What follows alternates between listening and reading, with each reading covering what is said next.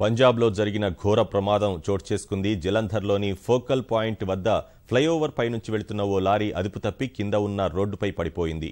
ఈ ఘటనలో రోడ్డుపై వెళ్తున్న ఓ ఆటోపై లారీ పడిన ఘటనలో 2 వాహనాలు డ్రైవర్లిద్దరూ త్రుటిలో ప్రాణాపాయం నుంచి తప్పించుకున్నారు. ఆ సమయంలో సైకిల్పై వెళ్తున్న ఓ వ్యక్తి సైతం పక్కకు పారిపోయి కొద్దిలో ప్రాణాలు కాపాడుకున్నారు. ఈ ప్రమాద దృశ్యాలన్నీ అక్కడి సీసీటీవీ కెమెరాల్లో నమోదు కావడం గమనార్హం. లారీ ఆటో డ్రైవర్ ఇద్దరికీ తీవ్ర గాయాలు కాగా వారిని చికిత్స కోసం స్థానిక ఆసుపత్రులకు తరలించారు.